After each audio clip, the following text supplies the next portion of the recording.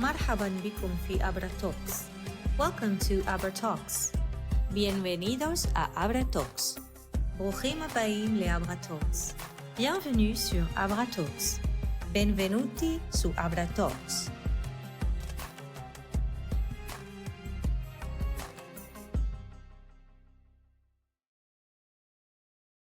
Bonjour Simon, Bonjour Pauline. comment vas-tu? Merci, j'espère toi aussi tu vas bien. Je te remercie d'avoir accepté cette invitation. Je suis très heureuse de te recevoir dans cet épisode d'Abra Talks, le podcast d'Abramundi. Je te présente rapidement Simon, tu es un militant pour les droits de l'homme, tu es journaliste, tu es réalisateur de documentaires également, tu vis à Paris après avoir fui la Turquie. On peut dire que c'est ton identité, ton emprisonnement suite au coup d'État d'Erdogan en Turquie en 2017 et ensuite ton exil qui permettent d'expliquer aujourd'hui ton engagement pour la défense des droits des Kurdes, la préservation de leur culture également, et notamment à travers le cinéma. Est-ce que tu es d'accord, Simon, pour qu'on remonte ensemble le fil de ton histoire? Merci beaucoup, oui, je suis d'accord avec toi. Et je te remercie pour tes podcasts de Abraham Mundi de servir la paix dans la région d'Abraham. Je suis défendeur droits de l'homme et bien sûr demandeur de l'indépendance du Kurdistan, de mon pays natal. Et voilà, on lutte pour la paix dans la région. Et pour mon peuple qui sont toujours exilés, persécutés, exécutés, exilés de notre pays. Où est-ce que tu es né, Simon? Et d'où viennent tes parents? Je suis l'un des Kurdes de Djelali. Je suis né dans une ville kurde qui s'appelle Iğdır, à la frontière de l'Arménie, au Kurdistan du Nord. Je suis grandi dans une ville turque parce que en 1999, la gendarmerie turque, ils ont incendié le village kurde, 3000 villages kurdes à l'époque de la guerre entre les guérillas kurdes et la gendarmerie turque. Et voilà, ils ont brûlé notre village aussi. Et ils ont nous envoyés, nous exilés vers l'ouest de la Turquie, une ville qui s'appelle Izmir. Moi, j'ai grandi à Izmir, une ville turque antique grecque en vérité, qui est notamment maintenant très raciste contre les Kurdes. Et voilà, j'ai terminé mes études aussi à Izmir, mais je travaillais à Ankara, la capitale turque. Dans quel type de famille tu as grandi? Que faisaient tes parents? Est-ce que tu avais des frères et sœurs? Comment ça se passait pour toi dans ton enfance et ensuite dans ton adolescence? Je suis l'aîné de la famille, donc nous sommes 7. J'ai 3 sœurs et 3 frères. Comme toute la famille kurde, on est un peu nombreux. Je viens d'une famille de 7 enfants aussi. On n'est pas kurdes, mais On aime les enfants, c'est ça. La famille, on était une famille classique kurde qui était surtout de notre racine, de notre culture, soit culture orale surtout parce que il y avait une culture de chant, de la musique sans instruments chez les Kurdes. Ça s'appelle dengbej. Il y avait des dengbej dans ma famille. Mais ma famille, surtout, on était une famille qui était heu, mmh, menacée directement par le gouvernement turc parce que notre grand-père, il était dans la lutte d'indépendance Kurdistan au début après la première guerre mondiale. Ils ont déclaré un république kurde dans la région d'Ararat, à la frontière de l'Arménie, qui s'appelle Kurdistan d'Agri.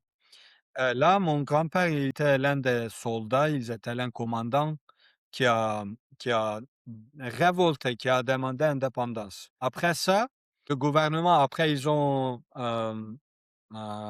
brûlé la révolte. Ils ont envoyé beaucoup de familles qui a participé à la révolte dans l'ouest de la Turquie à l'époque de 1930, 31. Là, ils ont, exilé beaucoup de membres de ma famille, mon tribu aussi, vers l'ouest de la Turquie, différentes villes. Et après, en 1999, ils ont exilé le reste de famille aussi. Ça veut dire dans notre famille, on était une famille classique, kurde, mais il y avait toujours des problèmes politiques dans la famille qui nous a qui vous ont alerter impacté? régulièrement de rester sur notre, identité. Nous sommes qui? Pourquoi ils nous persécutent régulièrement? Pourquoi il y a toujours emprisonnement et exil dans la famille, les grands-pères, les autres oncles, même, mon père aussi. Ça nous a donné, une ambiance, kurdiesque, on peut dire, révolutionnaire parce que c'était toujours malgré il y avait interdiction sur la langue kurde, notre famille, ils étaient très engagés sur la langue kurde, la culture kurde, même, notre, traditionnel, les activités traditionnelles, des fêtes traditionnelles, on a suivi malgré toutes les interdictions. Ça, je peux dire, ma famille n'était pas riche qui peut, orienter toute la vie des enfants, mais ils étaient engagés de la cause kurde directement, même à l'ouest de la Turquie aussi. Et moi, il y avait toujours un peur contre l'État aussi. Parce que ma mère, mon père, ils étaient toujours sensibles de nous empêcher de s'occuper des événements politiques, l'engagement politique. Il nous a toujours motivés de rester neutre, regarder notre avenir, gagner une université, gagner l'argent, une vie en paix. Mais bien sûr, la culture, l'atmosphère, on a grandi, heu, c'était pas OK pour devenir neutre et regarder la vie. Moi, j'ai grandi là et malgré toutes les interdictions, au final, j'ai décidé de devenir journaliste pour devenir la voix de mon peuple. Donc, tu as étudié, en Turquie l'anglais, mais également le cinéma. Alors pourquoi ce choix? Et est-ce que ta famille, a joué un rôle dans ta décision d'étudier ces disciplines ou c'est quelque chose qui est venu, de toi seul? En fait, ma famille, toutes, comme tous les garçons au début de 2000, ils m'ont demandé de devenir un avocat parce que la communauté kurde, ils cherchent beaucoup d'avocats.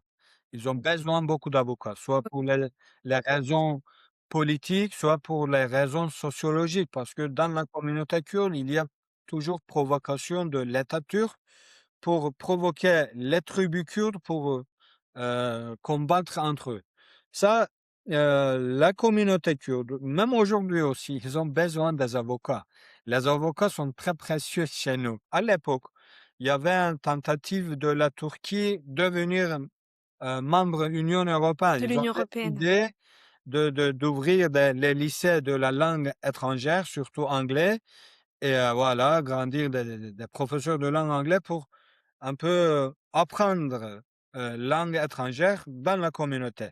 Après vous êtes, diplômé dans un lycée étranger, lycée de la langue étrangère, vous avez des choix de choisir la langue étrangère pour devenir professeur, pour étudier 4 ans, en licence et voilà, c'était, par hasard, c'était par chance mais il y avait beaucoup d'étudiants, mais ils ont quitté la langue étrangère, je crois, en tant qu'un Kurde qui a, appris langue kurde à la maison, langue maternelle, après langue turque à l'école comme langue officielle, ça m'a donné une chance d'apprendre, anglais un peu facilement. Après, j'ai terminé mes études sur anglais, j'ai décidé, je ne veux pas devenir, professeur. Voilà, j'étais intéressé de l'art, surtout le cinéma. J'ai suivi la Vogue nouvelle européen, la Vogue nouvelle italien et française et après, j'ai décidé de faire mon master en cinéma et après ça, j'ai appris comment on fait le cinéma, comment on, filme, comment on tourne, même les documentaires et voilà, ça m'a donné une chance de travailler dans une chaîne de télévision kurde basée au Kurdistan irakien, mais moi, j'étais à Ankara et à la frontière de la, Kurdistan syrienne. Donc c'est comme ça, voilà, c'est ce que tu viens de dire, que tu t'es retrouvé à travailler pour une, chaîne de télévision kurde, mais en Irak, tout en étant basé à la limite avec la Syrie. Qu'est-ce que tu faisais pour le compte de cette, chaîne de télévision? Quels étaient les sujets que tu traitais? Comment est-ce que tu appréhendais ton métier de journaliste? J'étais un journaliste, classique qui fait des interviews, des articles ou bien même les petites features pour la télévision.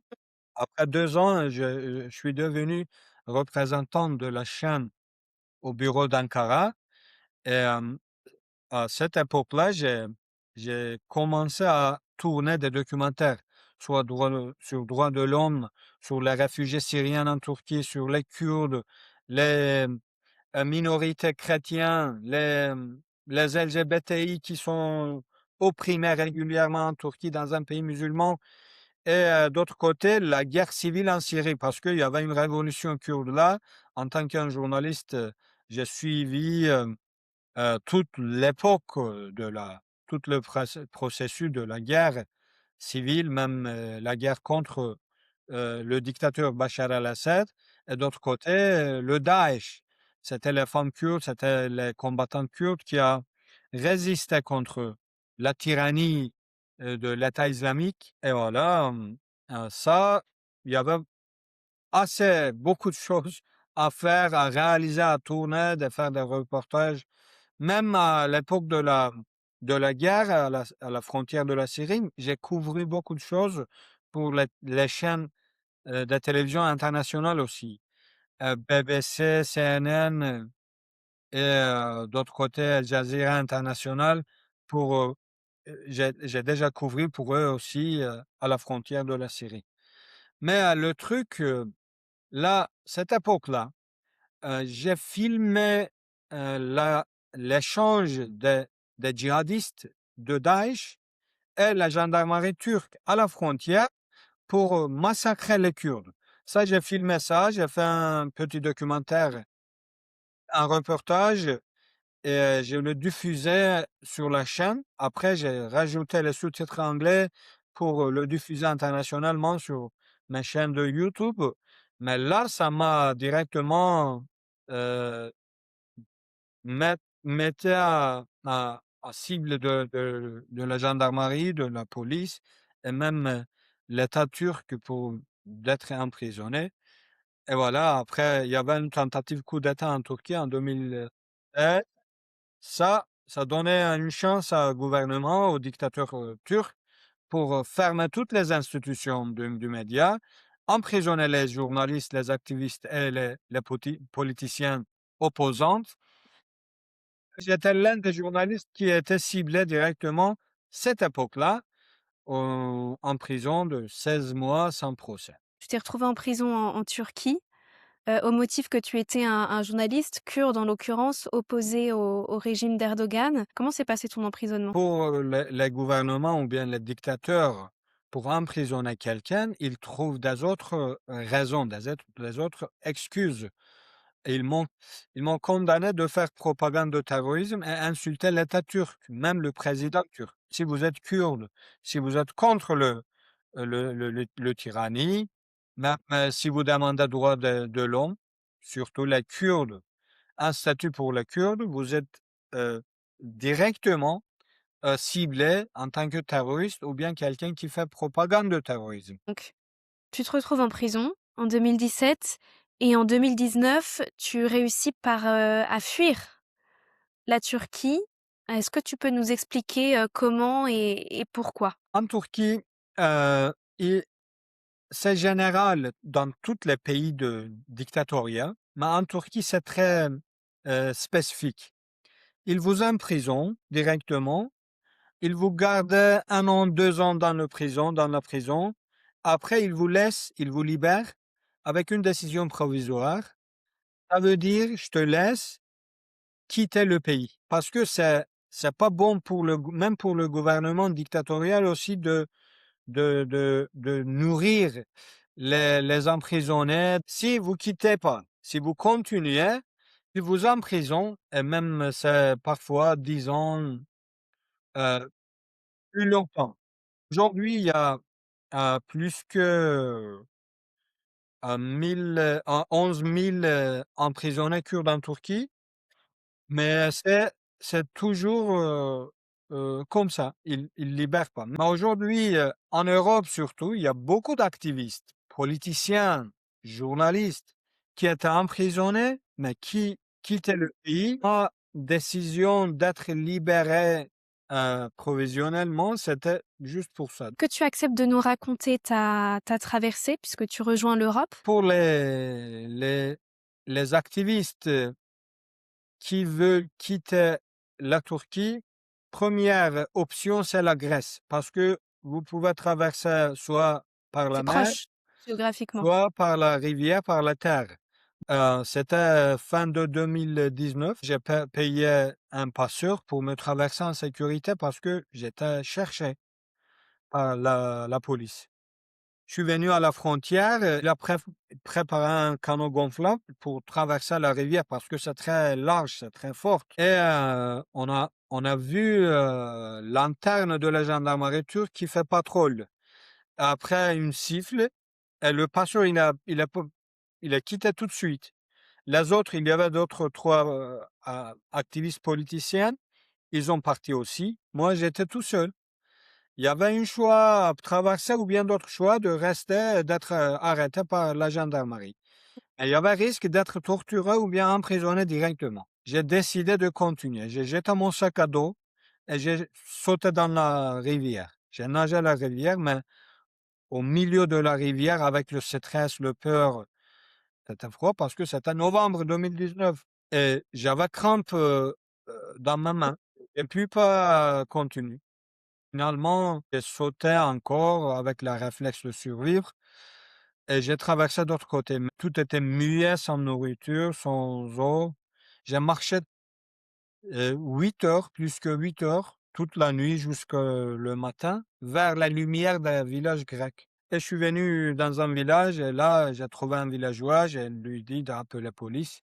La police grecque m'a amené à la station, il m'a donné un thé chaud. Je suis vraiment ravissant de peuple grec qui soutient toutes les réfugiés, mais spécialement qui soutiennent les Kurdes. Là, j'ai resté 4 mois pour, trouver une solution officielle pour venir en France parce que j'avais envie de venir directement en France. Alors pourquoi la France? En fait, là, c'était l'époque de covid. Malgré mes essais de 4 mois, aucune réponse. Là, j'ai pas trouvé une solution de venir ici en tant qu'un journaliste et cinéaste exilé. Et voilà, j'ai décidé de marcher tous les pays Balkans, comme beaucoup de réfugiés. Ça durait 13 mois d'arriver en France. J'ai Donc tu as marché passé à les pays pied. Balkans, à pied, oui, parce que c'était covid, il y avait pas d'autres moyens et on a dormi dans la journée dans la forêt et on a marché la nuit. Les forêts, les frontières, les pays, les villes.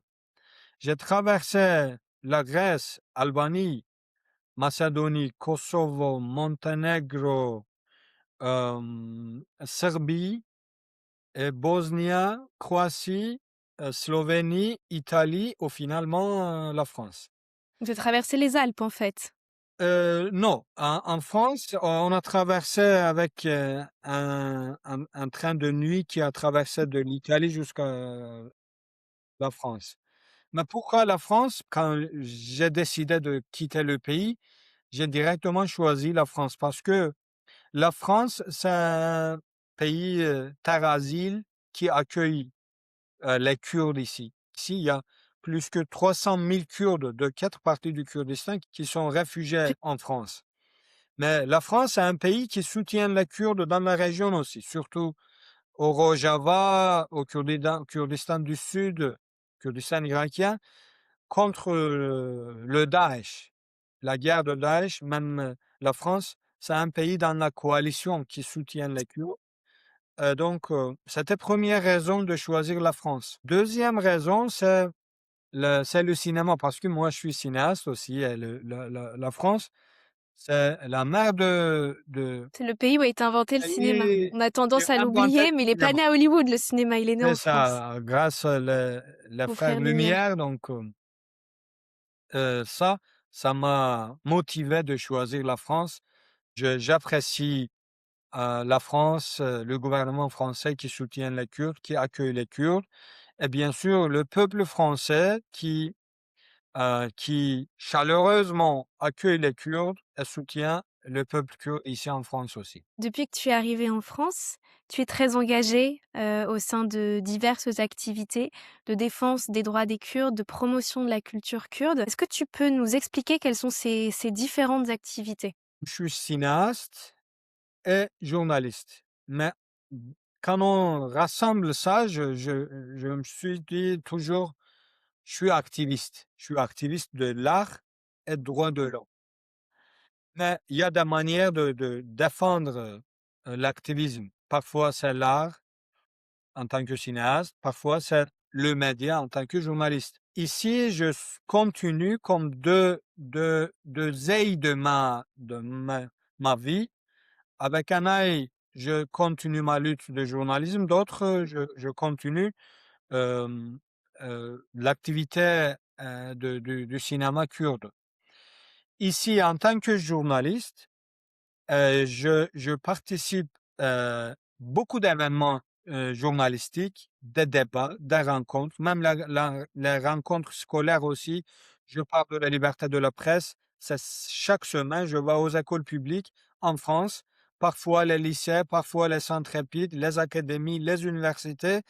Je parle de la liberté de la presse et je les laisse de comparer la situation du média en France et au Moyen-Orient. D'autre côté, je suis, activiste du cinéma kurde aussi. Il y a 3 ans, j'ai créé une association qui s'appelle l'Association des cinéastes kurdes de Paris. Je suis fondateur président et on organise un festival de films kurdes en ligne qui s'appelle Zagros Film Festival. C'est nos jours, donc notre festival, c'est toujours actif en ligne.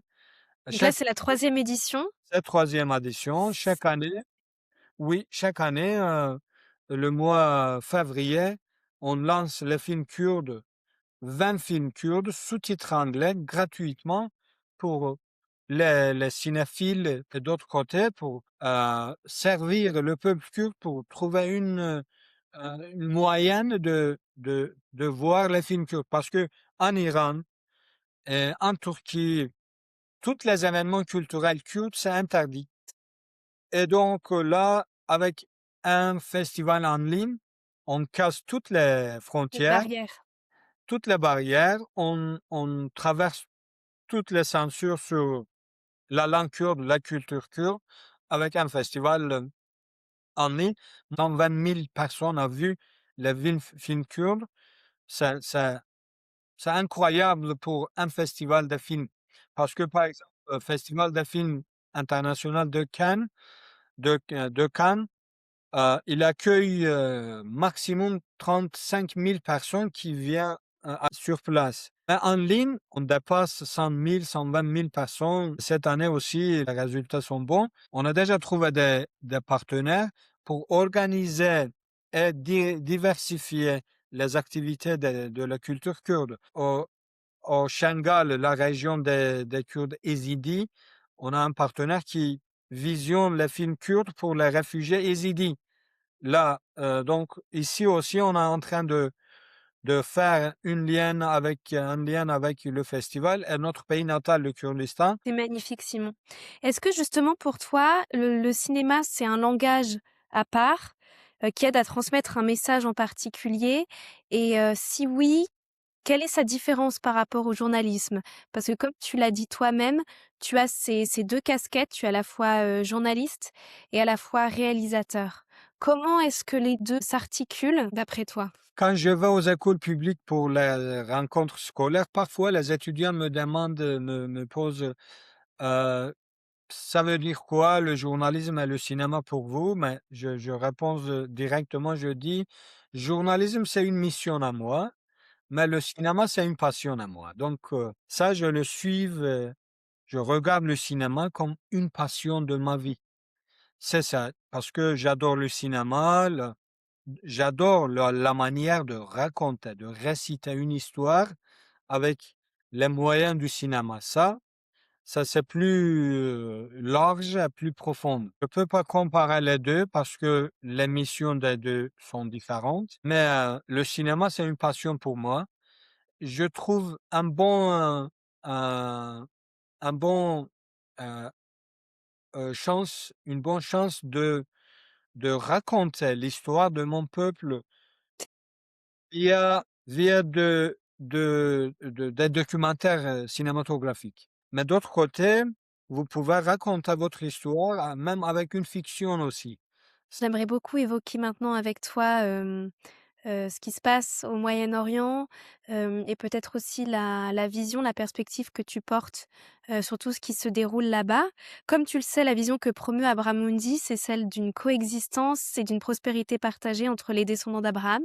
Donc pas qu'en Afrique du Nord ou au Moyen-Orient, mais aussi, ici, dans nos pays occidentaux, en Europe et en France, notamment. Pourquoi? Bah, parce qu'on voit que tous les conflits qui ont lieu là-bas peuvent avoir un impact très profond.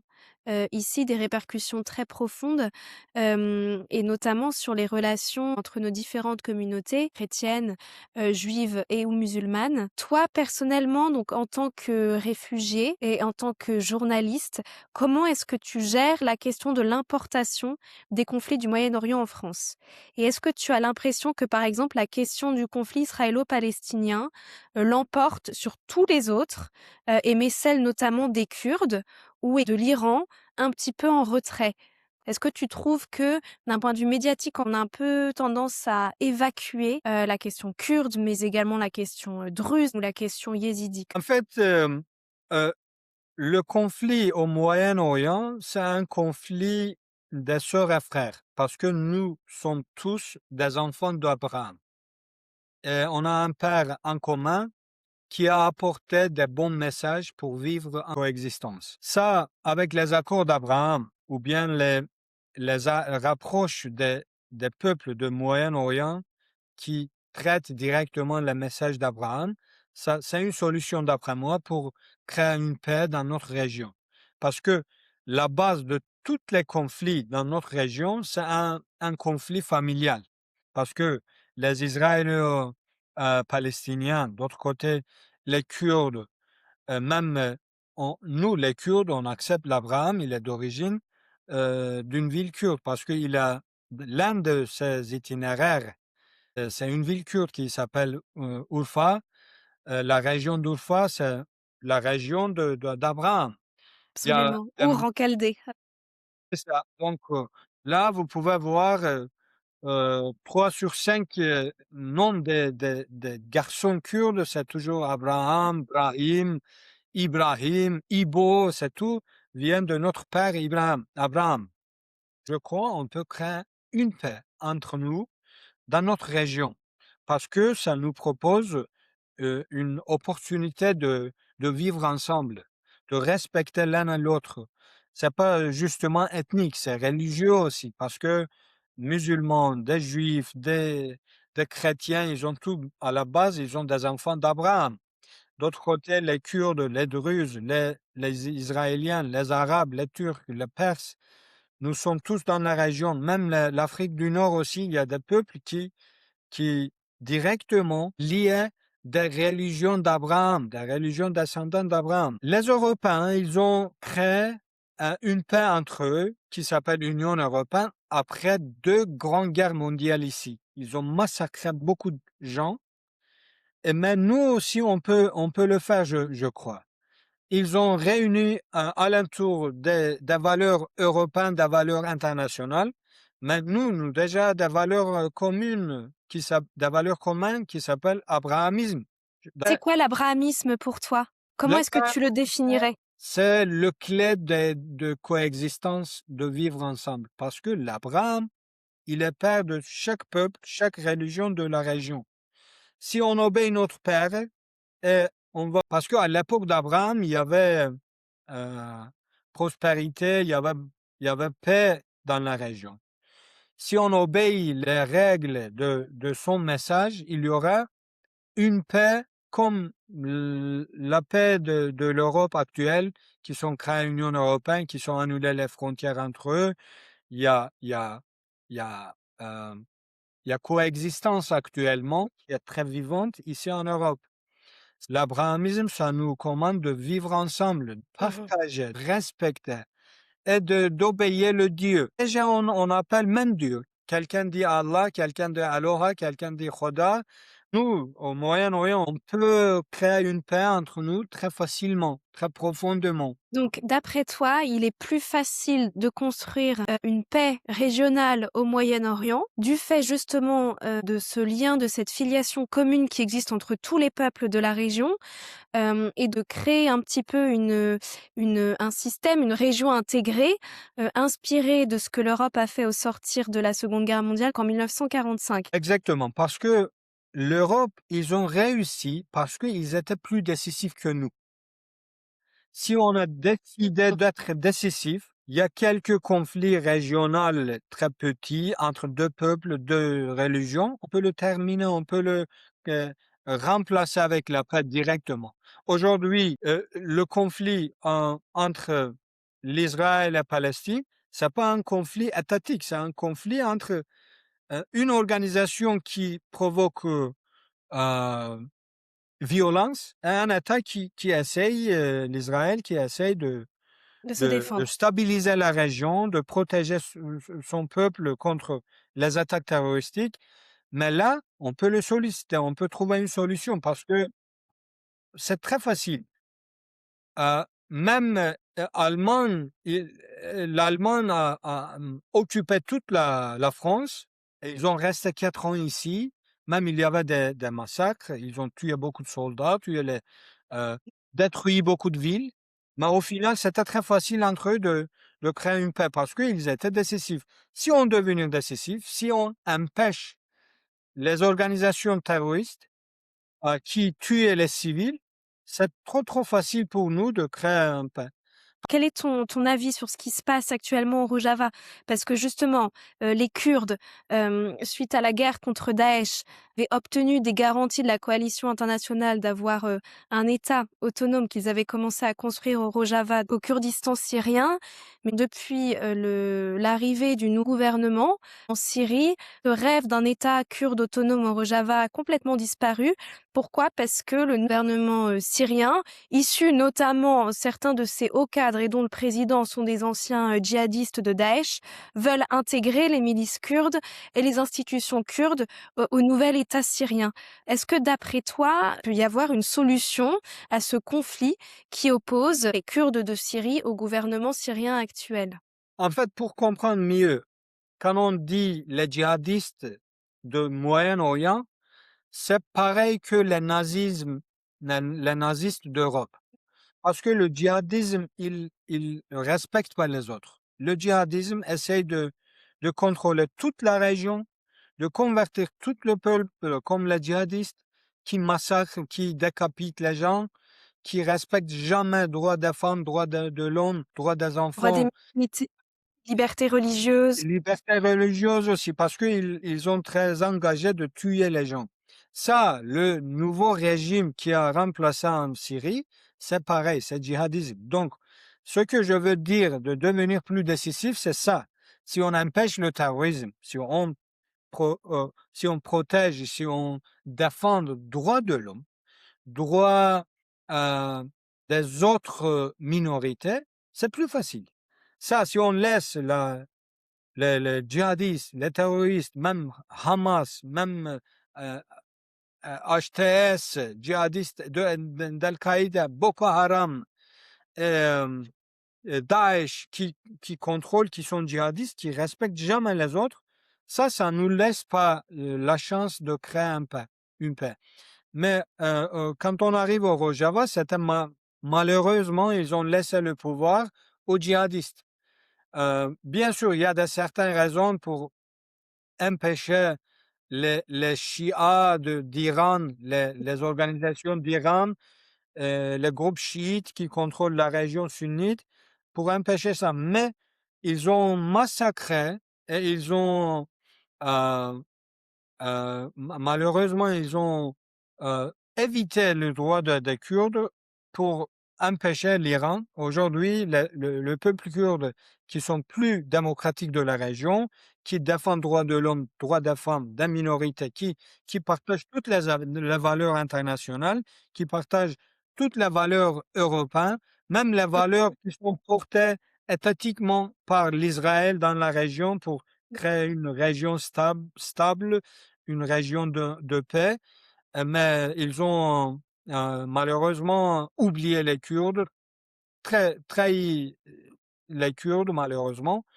Mais c'est pas fini, on va lutter, on va continuer parce que la paix, c'est très précieuse. Il faut insister parce que ça nous donnera chance de créer la paix dans la région. C'est pas justement pour les Kurdes, les Azaris, les Beloudj, les Pashtuns, les minorités arabes, c'est pour les Perses aussi. Ça devient une persécution qui persécute les Perses.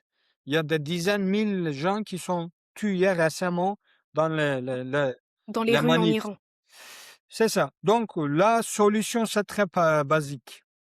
On respecte les autres, c'est fini. Si 4 pays de la région acceptent droit des Kurdes, ils vont trouver solution beaucoup de problèmes.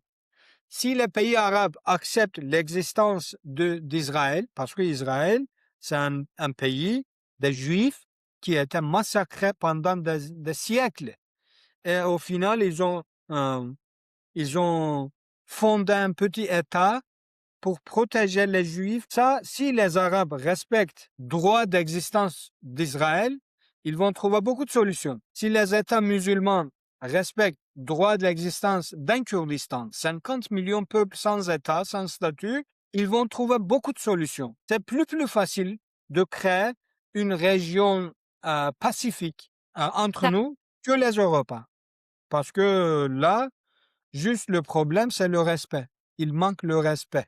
Si on respecte les Druzes, les Juifs, les Yézidis, les Kurdes musulmans, les Kurdes non musulmans, même les Turcs, même les Perses, Minorité chrétienne. parce qu'aujourd'hui, ils ont lâché le pouvoir à un djihadiste qui s'appelle Mohamed Jolani, et il était quelqu'un qui a massacré les Assyro-Chaldéens, les chrétiens, pendant 20 ans. Première chrétienne du monde. Même c'est pareil pour les Juifs aussi. Malgré l'Israël, c'est un pays fort. Mais vous voyez, 7 octobre, les groupes terroristes djihadistes, ils ont attaqué un festival des jeunes. Ils ont massacré 1200 personnes dans quelques heures.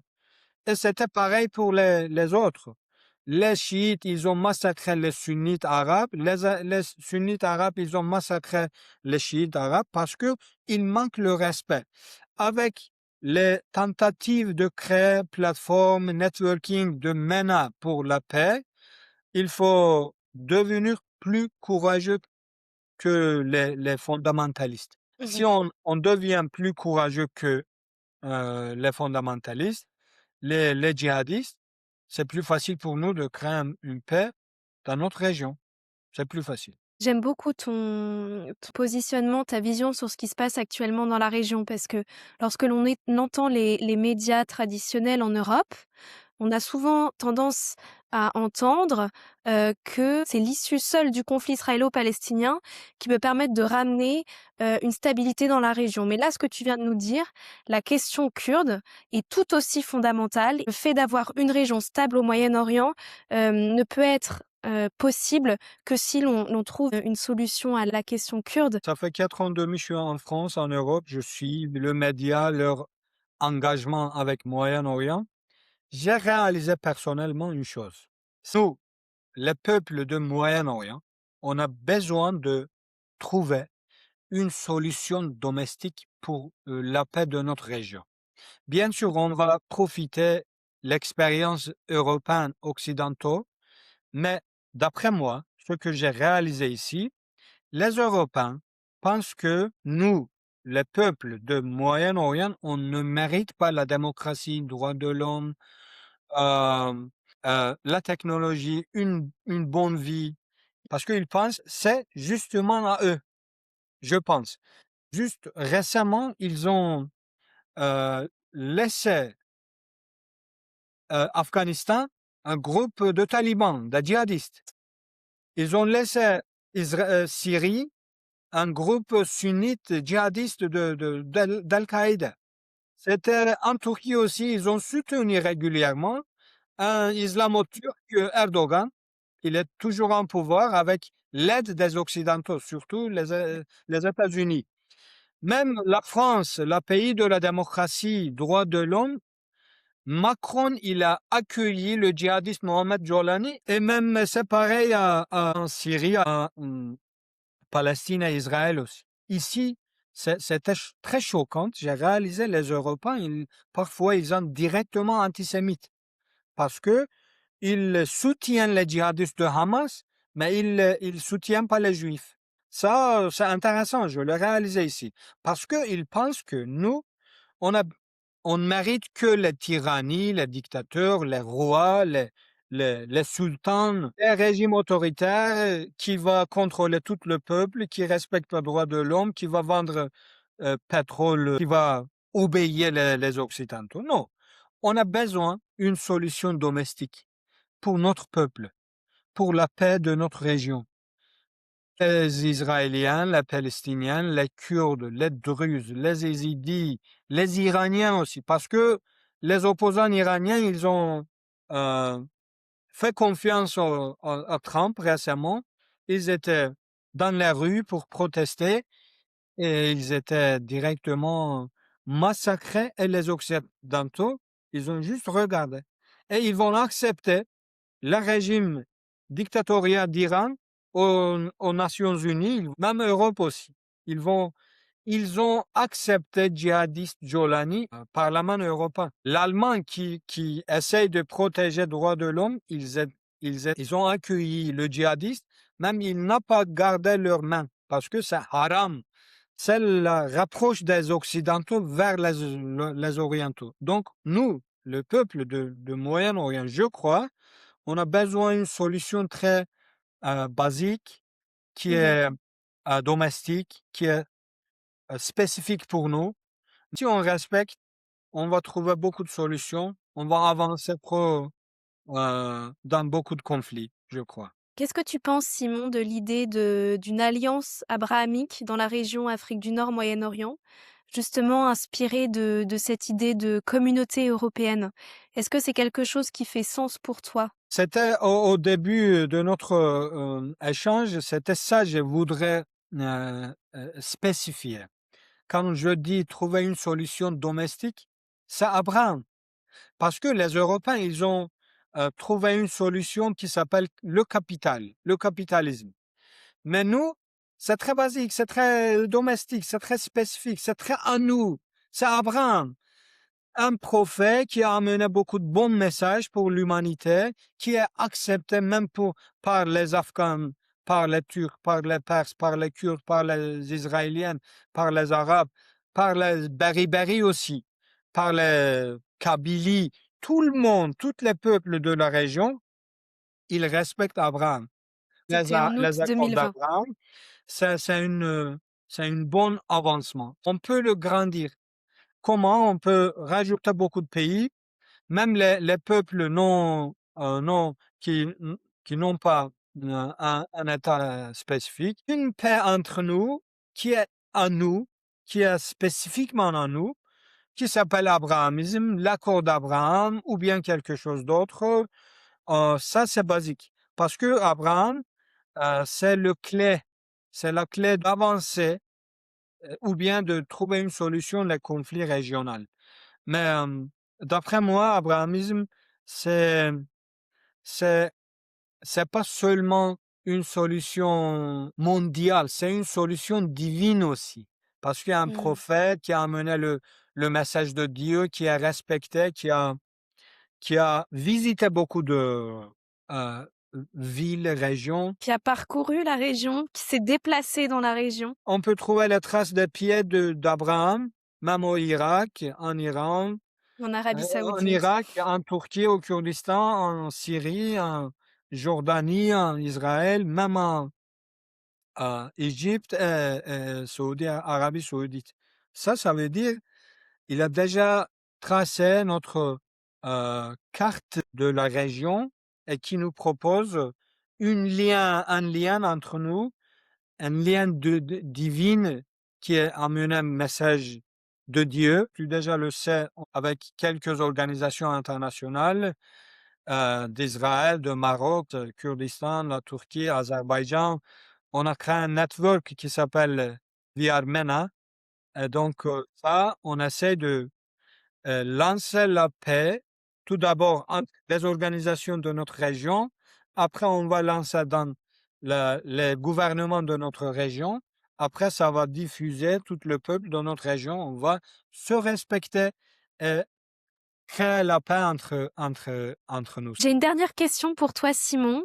Est-ce que tu arrives à te projeter dans 10 ans, donc en 2036, et à faire 3 vœux pour l'avenir de la région Afrique du Nord, Moyen-Orient? Tout d'abord, en tant que journaliste et cinéaste, j'ai beaucoup de projets à réaliser, soit projets artistiques, soit projets politiques. Mon premier vœu de les réaliser dans 10 ans. Deuxième, voir un Kurdistan indépendant dans 10 ans, parce que c'est la clé de Moyen-Orient. Si on laisse la liberté des Kurdes, on va solliciter beaucoup de problèmes en Turquie, en Iran, en Syrie, en Irak directement.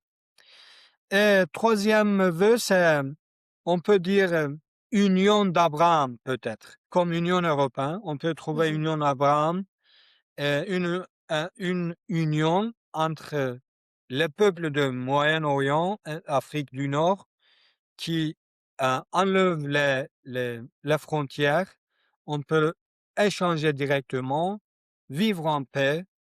Les Arabes peuvent visiter Tel Aviv directement, les Juifs peuvent visiter Mecca en sécurité, les Kurdes peuvent déclarer l'indépendance, les peuples perses qui sont fondé beaucoup de civilisations dans l'histoire peuvent vivre en paix avec la démocratie. Même les Turcs, ils ont sous une tyrannie, ils trouvent une solution. Ça directement lié avec Union d'Abraham.